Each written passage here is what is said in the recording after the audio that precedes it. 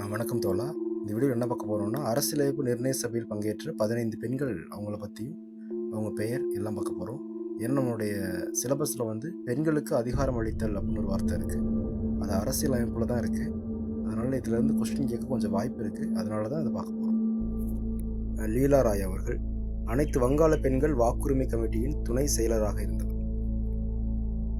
கமலா சௌத்ரி பெண்கள் மன உலகம் குறித்து நவீன நாடாக இந்தியா வளர்ந்து வருவதற்கு குறித்தும் பல சிறந்த கதைகளை எழுதியுள்ளார்.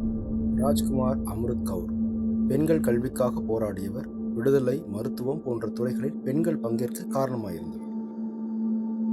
மாலதி சௌத்ரி 1933 உத்தக்கல் காங்கிரஸ் சமச்சுவாதி கட்சி சங்கத்தை தொடங்கியவர்.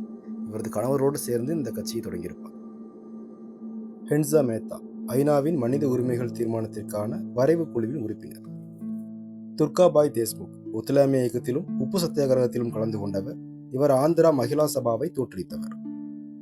பேகம் ஐசால் ரசூ முஸ்லிம் லீக் கட்சியில் இணைந்து அரசியல் ஈடுபட்டவர்.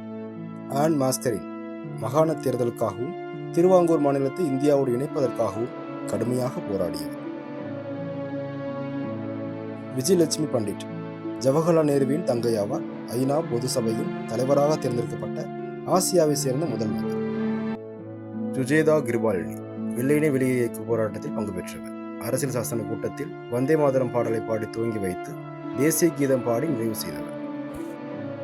சரோஜினி நாயுடு தேசிய காங்கிரசின் முதல் இந்திய பெண் தலைவர். கான்பூர் மாநாடு உத்தரப்பிரதேசத்தின் முதல் பெண்கள் ஆளுநர்.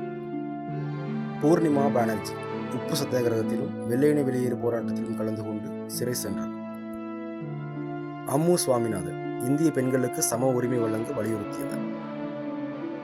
தசாயினி வேலாயுதன் புலையர் என்னும் தாழ்த்தப்பட்ட சமூகத்தைச் சேர்ந்தவர், கொச்சியை சேர்ந்தவர். ரேணுகா ராய் பெண்களுக்கு எதிரான முரண்பாடுகளையும் பாகுபாடுகளையும் கொடுமைகளையும் எதிர்த்து போராடியவர்.